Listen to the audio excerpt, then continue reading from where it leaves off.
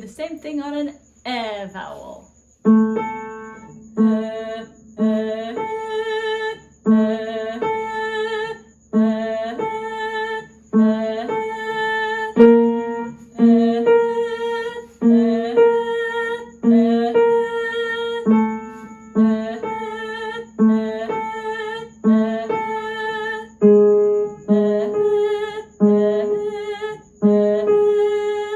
Now we can combine them together, and I will do E.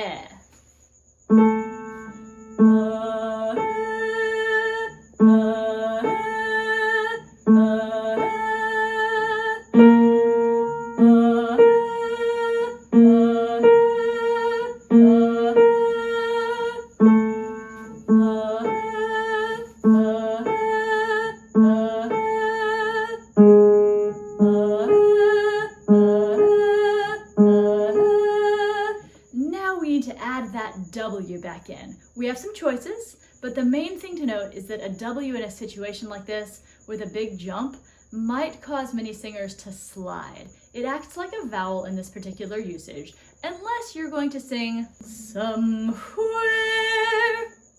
which is a choice. Now we have options where we are going to put the W sound. We can put it on the high note like this. I'm going to do this slowly so that you can hear what's happening. Somewhere, somewhere.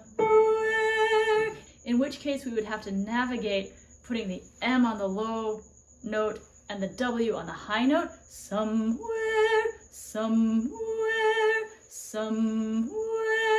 Try that a few times. Somewhere, somewhere.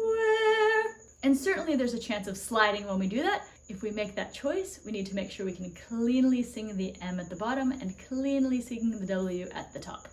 Challenging for sure. Our other choice is to put the W and the M both on the bottom note, like somewhere, somewhere. So we're opening the E at the top. Somewhere, somewhere. Somewhere, somewhere, somewhere. Whatever you choose, start slow and then get faster and faster. Then we can make that into an exercise. I like trying this in different keys. So this is somewhere, slower, and then faster, trying to sing a clean octave. Somewhere, somewhere,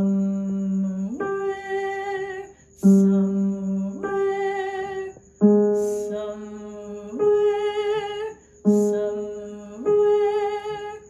somewhere, somewhere, somewhere, somewhere, somewhere, somewhere. By isolating that, I can figure out which one works best for me and then practice it until it's clean. Just like isolating a skill in batting practice or shooting three-pointers, we want to make sure we're isolating the vocal skills so that when it's game time or time to perform in the context of a song, that we have that skill ready to use.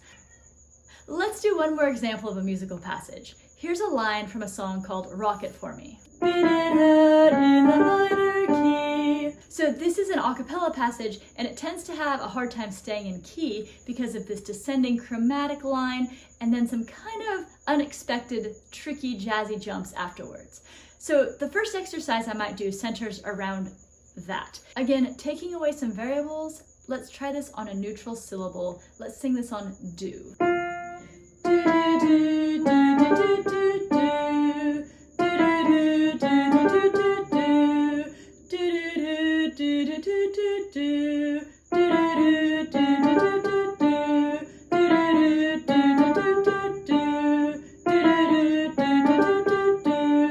So I'm adding repetition in that.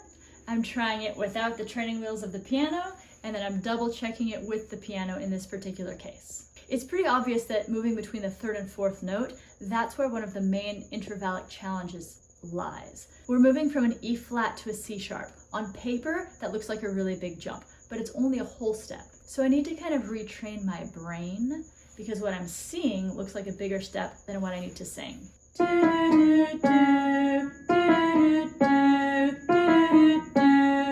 I can just take that and make it into an exercise. I like to sing this in many keys. Exploring those multiple keys will help me develop a way to detach the exercise from where it sits in my voice.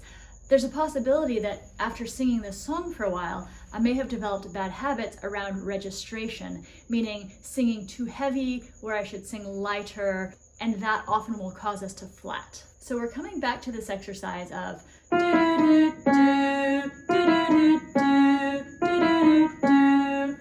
and then I'm going to move that around into different keys.